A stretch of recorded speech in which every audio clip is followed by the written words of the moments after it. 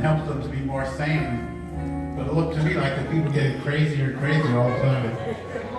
It looked like they were more violent and more insane and more terrible things that they were doing to one another.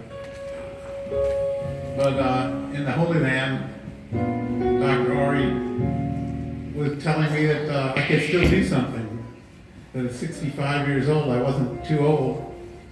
And he told me about Moses in the Bible. And of course, I'd heard of Moses before, so I'm Jewish, and we talk about Moses every year when we celebrate the escape from slavery out of Egypt. And he told me that when God came to Moses, Moses was already 80 years old. All right. And he hadn't been doing too much to help people for a long time. He had just been kind of hiding out, like I was hiding out in Charleston, hiding in my office, talking to one person at a time. And Moses was out in an even smaller town than Charleston, and he had a wife and children and some sheep. But God came to him and told him to go and take the people out of slavery. So Dr. Ori inspired me that maybe I should do something too. And maybe I could, even at that late stage. It wasn't so late. I still had plenty of time to do something. And so I say, well, what we need is 1 million Moseses. Because we got about 6 billion wage slaves here in the world. And we're all working hard, but we can see things crumbling around us. And it seems like, just like my people when we came out of Egypt, and Moses gave us the 10 Commandments. The first one was to worship no other God before God. But what was the first thing we did? We worshiped the golden calf. So we had to wander in the desert for 40 years. And of course, if you look around the world now, we're in a golden calf situation. We got some people who are worshiping gold and money so hard that they'll burn up the planet. It's suicide. They'll kill themselves and everybody else and all of us with them just to sell dirty oil for money, or to burn down the Amazon forest that's burning right now. We've got about 20% of the world's oxygen that comes out of the Amazon forest, and if that burns down with 20% less oxygen in the air, I'm not sure how well we'll do. We could all be suffocating if we're not careful. Now luckily some people have the good sense to go and put the fires out. But there's forces of greed that want that forest down so that they can get oil out of it and they can make money from it. But there's things that are more important than money. Life on earth. This earth is a beautiful paradise. And I saw that in the Holy Land with Dr. Ori. And we saw how beautiful it was far away from here. It's beautiful around here. The trees, the marsh, the ocean, the sun, the moss, the marsh. There's so many beautiful things here, and there are beautiful things in the Holy Land, the Sea of Galilee. I took a picture of Dr. Ori in front of the Sea of Galilee. I took his feet out of the picture. I took it like from the ankles up, so it looks like he's walking on water. And I'm not sure if he couldn't really walk on water. I was going to say that he walked on water in the Sea of Galilee, but it's a very beautiful place. And we went swimming in the Dead Sea. The water was a blue-green color. And the sun was set on the hills of Jordan on the other side that turned it red. So just very many beautiful places there in the Holy Land and here in this Holy Land of South Carolina.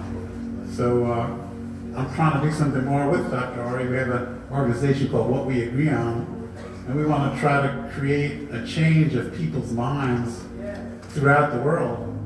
And so instead of this old way of might makes right, and greedy people bullying other people, and rich people taking money from poor people and enslaving poor people, whether it's through slavery with a whip or whether it's through wage slavery where they make them work hard and can't even afford to pay their rent or buy food. These things are going on all over the world now, just as they have for thousands of years. But this old way of being is no good for humanity. It's going to be the end of all of us if we don't learn how to work with one another and care for one another and care for our planet. So we have to get together and have a new way of thinking, which is that might does not make right. What's right is caring for one another and caring for our home. We've only got one planet to live on. We've got to take care of it. We've got to take care of one another. So what we're hoping is that billions and billions of people will eventually believe that way. And people from all these countries, we're in a very small town here in Adams Run, but there's very big countries out there, Russia, China, India, and any one of those countries could ruin the world for the others. And the United States is also a big country. What we do is very important. So we're hoping to get people to believe that new way and to live up to certain principles of feeding the hungry and healing the sick and protecting the planet and not killing anybody because of their race or their religion or their nationality. And so just taking care of one another every way, making the world safe for humans, and having a good education for everyone so they'll be able to get the best scientific and spiritual knowledge of all of humanity. And you know, we can't do it alone. We need the help of Muslims and Christians and all people who aren't affiliated with any religion. Whatever the people are, wherever they are in the world, we need all of them to unite together. We can't be like little children squabbling over things. We need to learn how to share. We need to share the planet, and we need to protect it and care for it. It's a beautiful paradise, and we want it to continue for our children and our grandchildren. So that's what our organization is about, what we agree on. We're hoping that more and more people agree. And Dr. Ori has been very active in getting some TV stations going in Miami and Los Angeles. And we're started to make one show. His son here, Gabriel was taking some videos of us making the first episode of a show. We're hoping to eventually get weekly shows going, broadcast not only in LA and in Miami, but on the internet all over the world, and to publicize these ideas and our organization. So hopefully together we'll get more and more people to agree. And we haven't given up hope yet.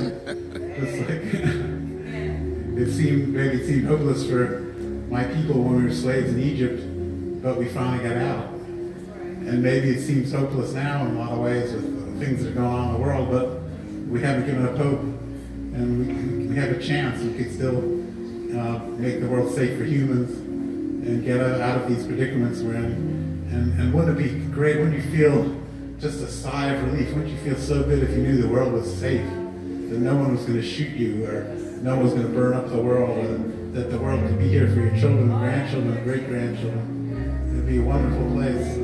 It could happen, so that's our dream now.